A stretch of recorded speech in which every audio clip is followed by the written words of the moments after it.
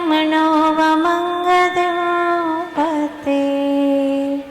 ओछामि समय पाहुड मीणमो सुत केवली भणिदं मीणमो सुत केवली भणिदं मीणमो सुत केवली भणिदं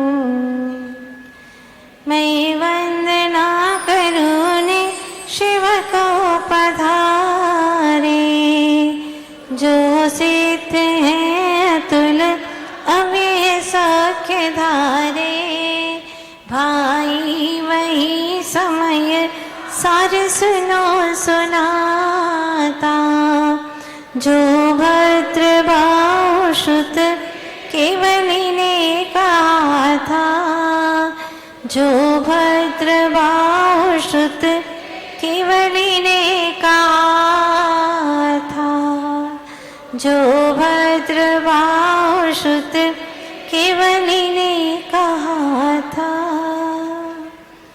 आदि तीर्थंकर श्री आदिनाथ भगवान की, श्री 24 तीर्थंकर भगवान की, श्रीमद् भद्र बाहुश्रुत केवली भगवान की, श्रीमद् कुंद कुंदाचार्य देव की, संत शिरोमणि अध्यात्म योगी आचार्य गुरुदेव श्री विद्यासागर जी महाराज की, अहिंसामय विश्व धर्म की, वंदनी आरिका रत्न 105 पूर्णमती माता जी की, वंदनी आरिका संघ की। भावी जीवो, आचार्य भगवत पाद कुंद कुंद स्वामी को प्रणाम करके उन्हीं की भाव शैली में जो समयसार ग्रंथ रचा गया है, धन्य भाग्य है हमारे जो ऐसे महान ग्रंथ का श्रवण करने का सौभाग्य हम सबको प्राप्त हुआ है।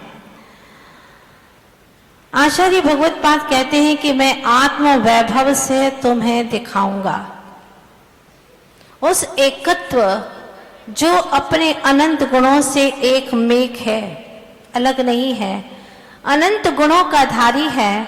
ऐसे आत्म तत्व को, ऐसे एकत्व और पर द्रव्यों से, अन्य द्रव्यों से जो जुदी जाति के हैं, भिन्न द्रव्य है और उनसे पूरी तरह से विभक्त है, ऐसे आत्म तत्व को मैं तुम्हें दिखाऊंगा। अगर तुम्हारी रुचि है तो तुम देख पाओगे, पर अपने वैभव से दिखाऊंगा तो तुम भी अपने आत्म वैभव से देखोगे। आंखों से नहीं, जड़ चक्षुओं से नहीं, ज्ञान वैभव से देखोगे तो तुम्हें भी जरूर दिखेगा। मैं तो दिखाऊंगा, पर तुम्हारा अगर ज्ञान वैभव उद्घाटित नहीं हुआ तो तुम देख नहीं पाओगे। जड़ वैभव से तो देख ही नहीं सकते। आज ज्ञान तो सभी के पास में है, सभी के पास भी ज्ञान चक्षु है, लेकिन उद्घाटित नहीं कर पा रहे। चर्म चक्षुओं से दुनिया को देख देख करके इतने थक चुके हैं, इतने मोहित हो चुके हैं, इतने भ्रमित हो चुके हैं कि ज्ञान चक्षु खोलने का उन्हें अवकाश ही नहीं है, समय ही नहीं है, रुचि ही नहीं है। समय तो परिपूर्ण है लेकिन रुचि नहीं है। आज दुनिया के इस मुल्क के अंदर कई लोग, कितने प्रतिशत कहूं मैं, 90% तो बिल्कुल पक्की बात है, कोई शरीर की खोज में लगा है, तो कोई धरती के अंदर की खोज में लगा है, कोई समुद्र की अतलांत गहराइयों में डूब करके देखें तो उसमें क्या क्या है इसकी खोज में लगा हुआ है, कोई अंतरिक्ष की खोज में लगे हुए हैं। पता नहीं आज के इस मुल्क में कितने लोग अपने ज्ञान का दुरुपयोग करते हुए इन्हीं जड़ तत्वों की खोज में लगे हुए हैं। आत्मा की खोज में विरले कोई प्राणी लगे हैं। आचार्य गुरुवर श्री विद्यासागर जी महाराज जैसे संत और ऋषि मना कहते हैं कि जब तक आत्मा की खोज में नहीं लगेगा तब तक सारा ज्ञान अज्ञान ही कहलाएगा। चाहे कितनी दुनिया की खोज खबर ले लो, वह ज्ञान तुम्हारा अज्ञान ही कहलाएगा। होशियार हो सकता है, उसको लोग होशियार कह सकते हैं, लेकिन निज प्रभु को जाने बिना, निज प्रभु परमात्मा को जाने बिना वह अज्ञानी ही है, अज्ञानी ही कहलाएगा। चाहे कितनी ही दुनियादारी का ज्ञान हो जाए, अपने सिवा शेष वस्तुओं का चाहे कितना ही ज्ञान हो जाए, उसी की खोज में लगा रहे। ऋषि मनीषी कहते हैं कि वह मूढ़ है और उसी को श्रेष्ठतम मान रहा है तो सब मूढ़ है, मूढ़ों का शिरोमणि है, बेअक्ल है, बुद्धिमान नहीं है। पहले पूरी देह का एक ही डॉक्टर हुआ करता था, सारे शरीर को देख लेता, लेकिन अब स्पेशलिस्ट हो गए, अलग अलग अंगों के जानकार हो गए। कमाने के तौर तरीके तो देखो कितने हैं, और इससे लोग अपना पेट नहीं पेटियां भरे जा रहे हैं। आंख खराब है, इसके लिए दवाई खा रहा है, पर पूछना चाहती हूँ वो दवाई जाएगी कहाँ पर? आंख में जाएगी कि पेट में जाएगी? पेट में ही जाएगी। उसका असर आंख पर हो ये बात अलग है। तो दवाई को ये ज्ञान नहीं है कि मैं सिर्फ आंख पे ही असर डालूं। दवाई तो जड़ है, वो तो शरीर के और कई यंत्रों पर भी असर करेगी, कहीं पर पॉजिटिव तो कहीं पर नेगेटिव, इसका असर पड़ने वाला ही है। शरीर तो एक ही है, लेकिन आयुर्वेदिक क्या करता है? आयुर्वेदिक जो पैथी है, आयुर्वेद पैथी, उसके अंदर क्या होता है? सिर दर्द का इलाज करने के लिए अगर वैद्य के पास जाए, चिकित्सक से पूछे कि मुझे सर में बहुत दर्द हो रहा है, वो सर के बारे में नहीं पूछता, पहले पूछता है तुम्हारा पेट खराब है, क्या क्या हो रहा है तुम्हारा पेट में? अरे डॉक्टर साहब मैं सर की बात कह रहा हूँ और आप पेट की बात कर रहे हैं। हाँ हाँ हाँ मैं जानता हूँ, मैं जानता हूँ, पहले तुम पेट के ही बारे में बताओ, क्योंकि पेट से ही सारा कनेक्शन है। यह है आयुर्वेद, क्योंकि है तो शरीर सारा एक ही। आचार्य भगवान कहते हैं कि बस उसी तरह से जैसे सारा शरीर एक है, तेरी आत्मा भी एक और अखंड है। इसको जान लिया, सारी दुनिया को जान लिया। जो एगम जान दी सो सबम जान दी। जो एक को जानता है वो सबको जानता है, जो सबको जानने के चक्कर में पड़ा रहता है वो एक आत्मा को जान नहीं पाता। सबको देखना है, सबको देखना है, इसको भी देखो, उसको भी देखो, उसको भी देखो। लेकिन एक बात कहना चाहती हूँ, आज सवेरे बैठे बैठे विचार आ रहा था कि मैं हूं तो सब है, मैं नहीं तो कुछ नहीं, मेरे से ही सब कुछ है। ये जो कुछ भी हम देख रहे हैं, झरने की आवाजें, ये आकाश, ये तारे, ये सूर्य, ये चंद्रमा, ये प्रकृति का सौंदर्य, ये प्रकृति के एक एक कण को, जो कुछ भी हम निहार रहे हैं, झील को देखते हैं, झरनों को देखते हैं, समंदर को देखते हैं, तरह तरह के वृक्ष और प्रकृति के प्रतिनिधित्व करने वाले इन वस्तुओं को देखते हैं, इनका देखना महत्वपूर्ण नहीं है। ये जो दिख रहे हैं वो महत्वपूर्ण नहीं है, महत्वपूर्ण है इनका देखने वाला। अगर देखने वाला है तो सारे दृश्य है, दृष्टा है तो दृश्य हमारे काम के हैं, उनकी महिमा आती है। अगर दृष्टा ही नहीं है तो दृश्य की क्या महिमा?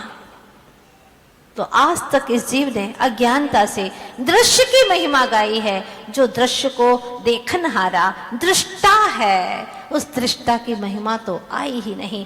बाहरी ज्ञेय की महिमा आई है, लेकिन इन ज्ञेय को जाननहारे ज्ञाता की, ज्ञायक तत्व की महिमा आई ही नहीं है। कोई भी वस्तु को देखा, झट से इस जीव ने अज्ञानता से विषय और विषय संबंध बना लिया। ये पेंसिल है, ये पेंसिल है, इसका रंग, इसकी लंबाई, चौड़ाई, ऊंचाई कैसी, चलती कैसी है, सारी चीजें जो हमारे ज्ञान में आ रही हैं, तो यह हम ज्ञेय और ज्ञायक संबंध बना रहे हैं। अच्छी है, अच्छी चलती है ना, ये सारी चीजें।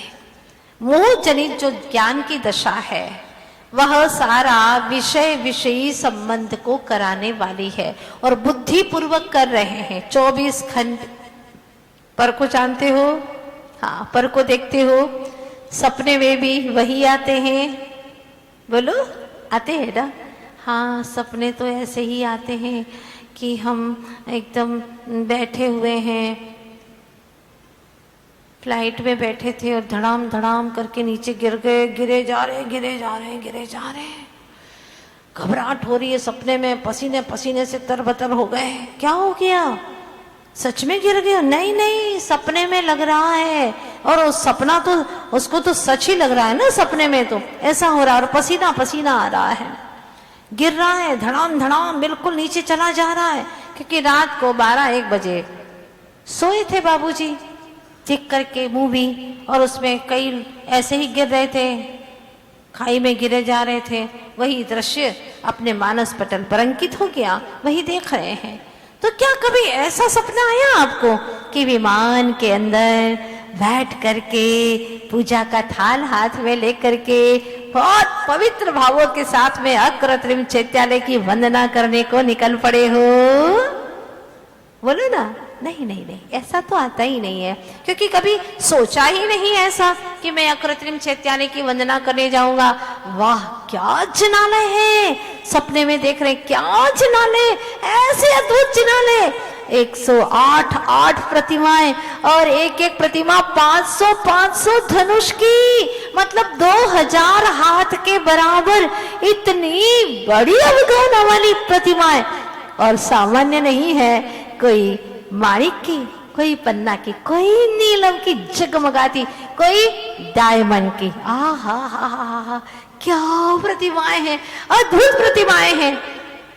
सपना देख रहे हैं। सपना तो देखा हमने, डायमंड देखा था माता जी, लेकिन डायमंड का सेट देखा था और हमको मिला नहीं, खरीदा नहीं सेठ ने, तो उसको भी अपसेट कर दिया, खुद भी अपसेट हो गए। क्या देखते हो? वही जो दिन भर में सोचते हो। सोच अच्छी बनाओ। जो खुली आंखों में अच्छे से जीता है, वो बंद आंखों में भी, सपने में भी अच्छे से जी पाता है, और उसका सोना भी सार्थक हो जाता है।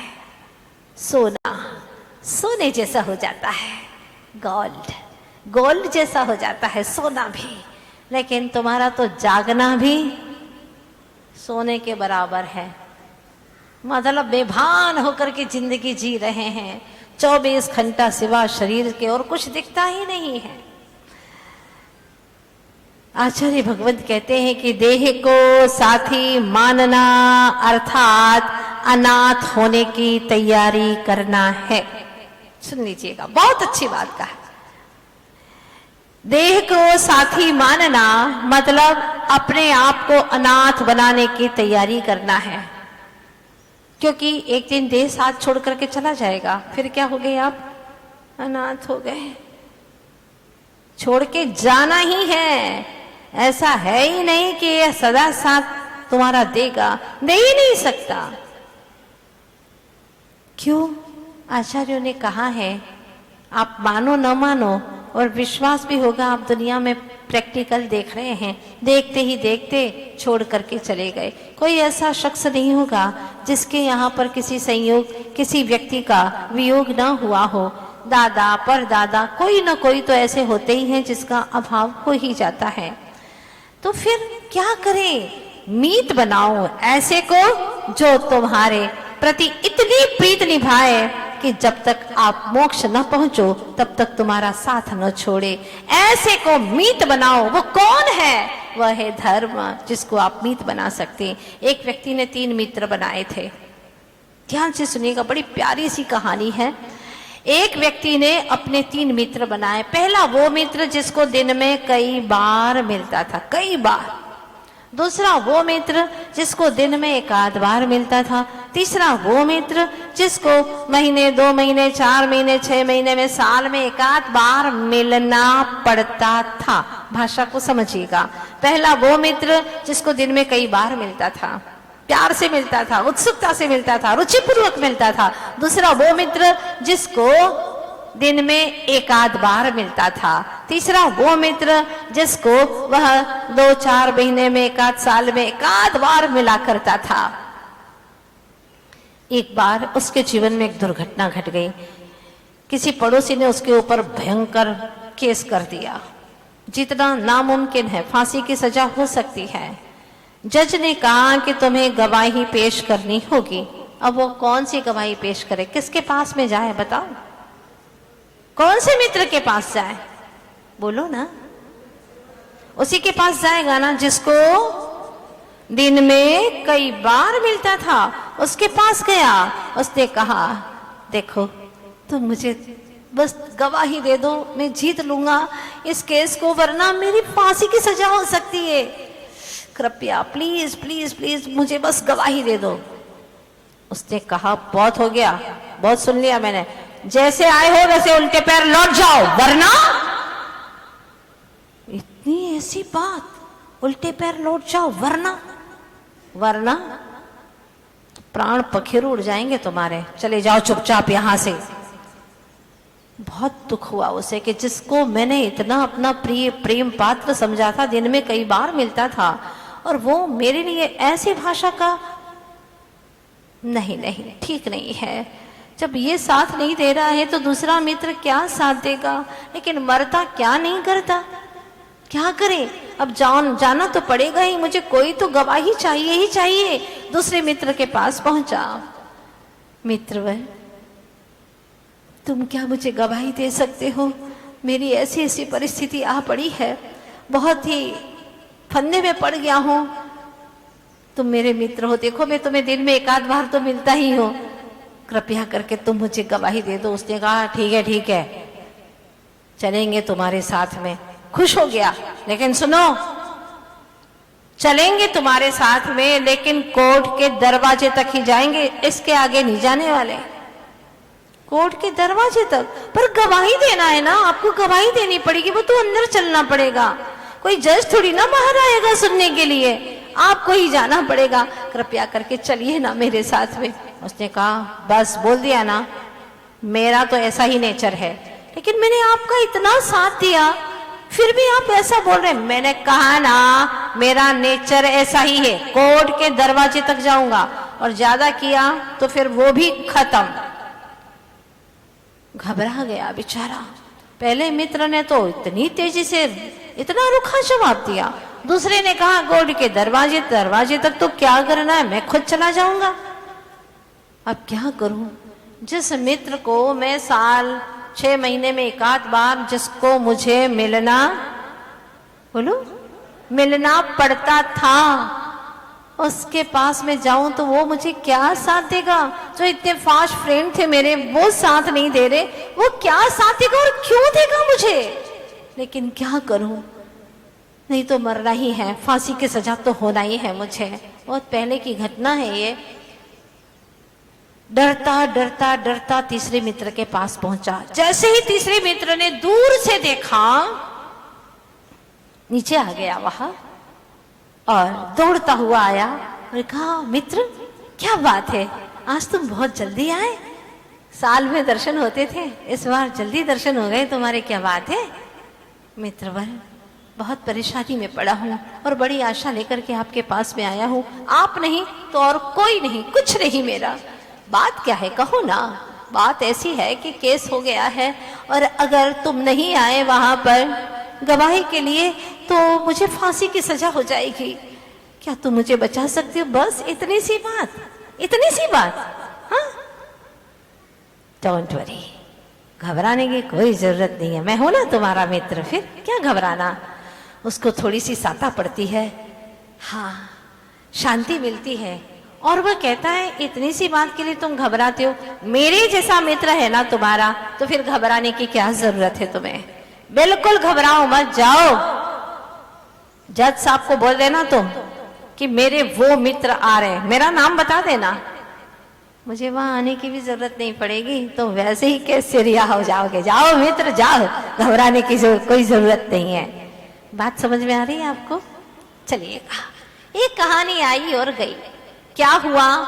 वो वही हुआ जो होना ही था, अच्छा ही होना था। इस कहानी को हम छोड़ देते हैं, अब हम आप सबकी कहानी को शुरू करते हैं।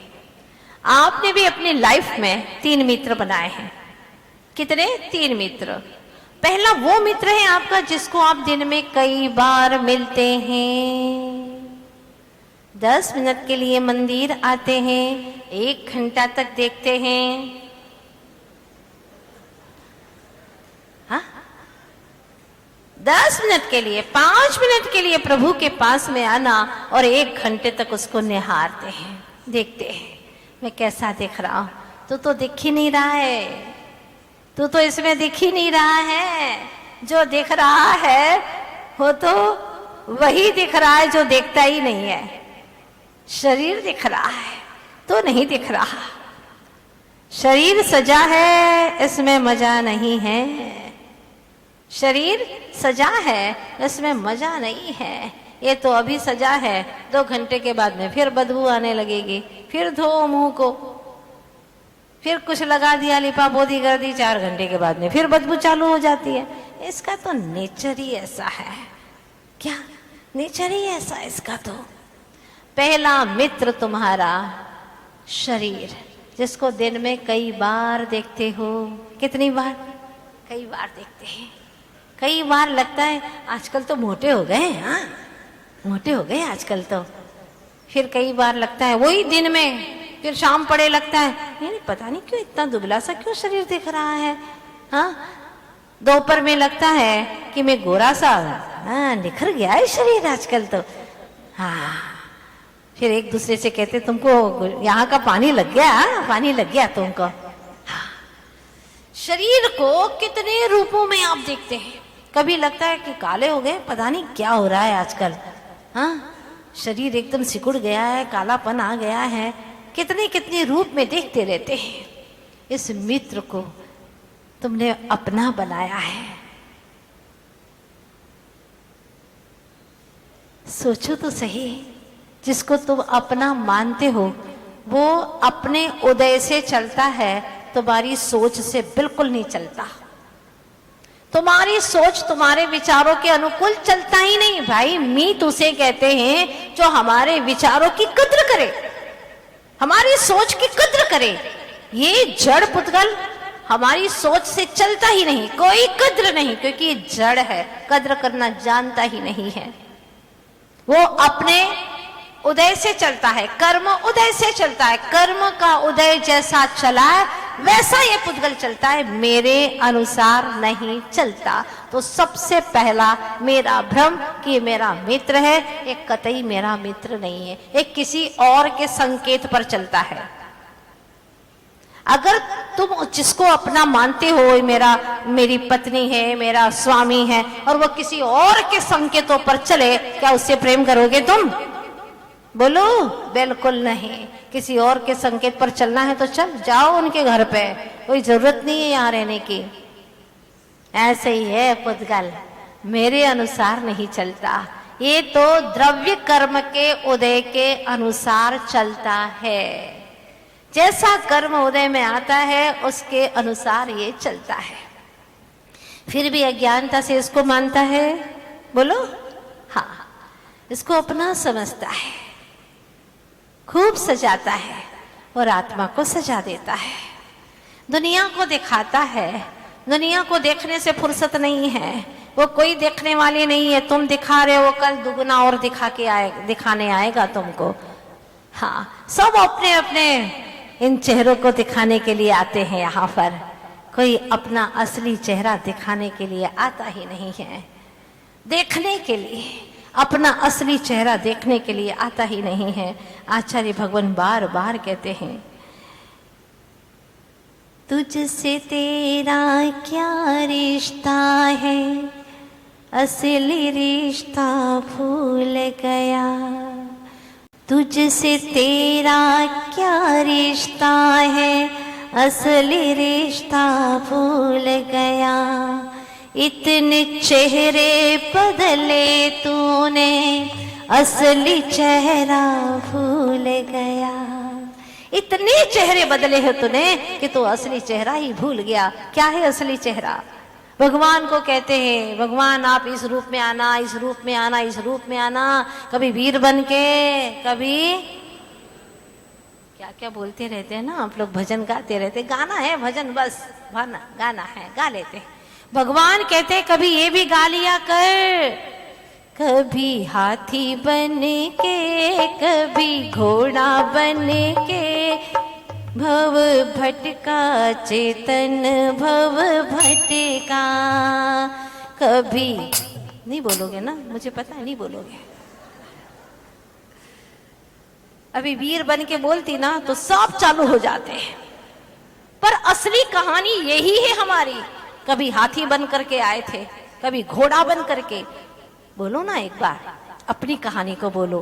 कभी हाथी बनने के, कभी घोड़ा बनने। ताली क्या बजाना इसमें, अच्छी बात है क्या? कभी हाथी बन करके, कभी घोड़े बन करके, कभी बंदर बन करके, कभी कुत्ता बन करके, हाँ भव में भटकते रहे। ताली बजाने की कौन सी बात है भाई? ताली वहां बजाते हैं जहां खुशियों की बात होती है।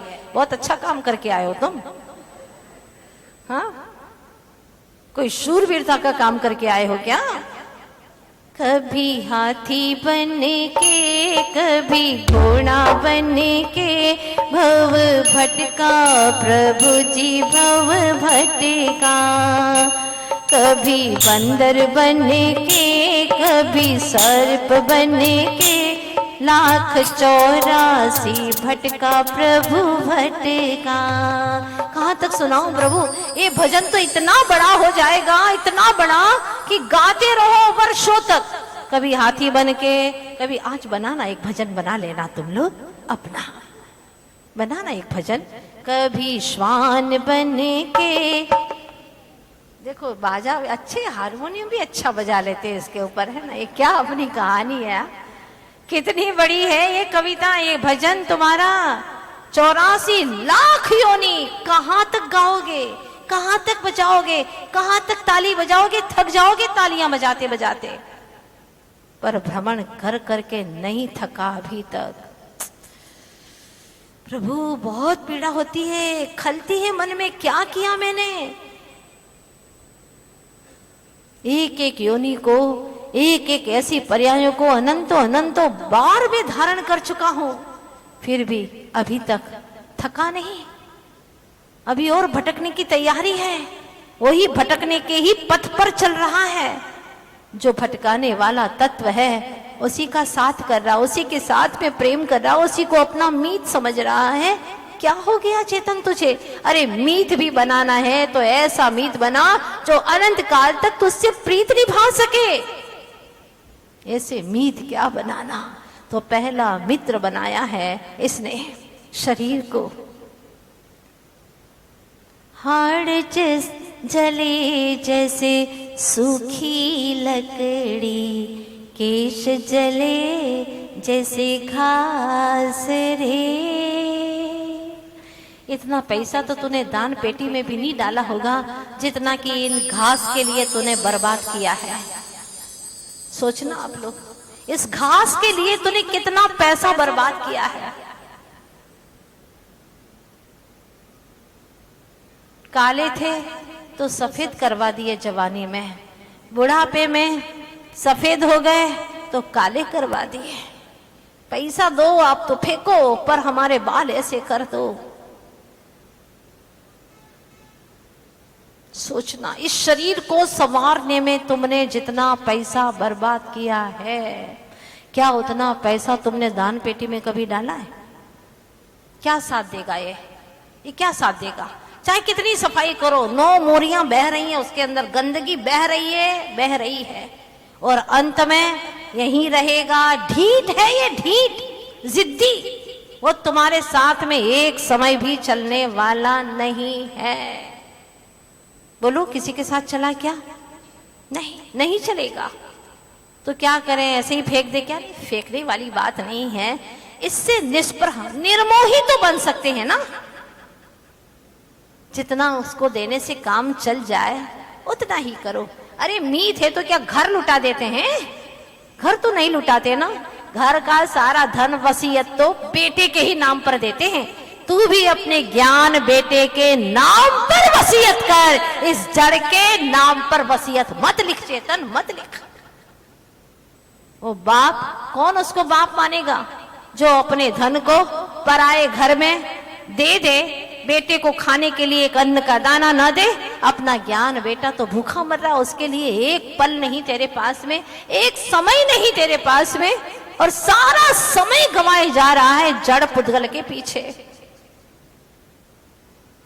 यहाँ पर धर्म सभा में इसीलिए आते हैं कि समय सार जैसे महाग्रंथ को समझे, अपने एकत्व विभक्त ज्ञायक तत्व की ध्रुव ज्ञायक तत्व की कथा को समझे, उसकी महिमा आए हमारे भीतर में। धन्य है धन्य भाग्य है हमारे जो हमें समय सार जैसा ग्रंथ राज प्राप्त हुआ। आचार्य भगवान कुंद कुंद स्वामी क्या लिखे हैं इस ग्रंथ को, एक शुद्ध आत्म तत्व की कथा। गाने वालों ने बड़ा अच्छा गाया है, समय सार ग्रंथ राज। समय सार महाग्रंथ समय सार महाग्रंथ समय सार। निज शुद्धात्म लक्ष्य में आवे, निज शुद्धात्म लक्ष्य में आवे, जो पढ़ ले एक बार समय सार महाग्रंथ समय सार महाग्रंथ समय सार। काम भोग और बंध कथा तो सबको सहज सुलभ है, काम भोग और बंध कथा तो सबको सहज सुलभ है, पर से भिन्न निजात्म तत्व की अनुभूति दुर्लभ है, हाँ अनुभूति दुर्लभ है।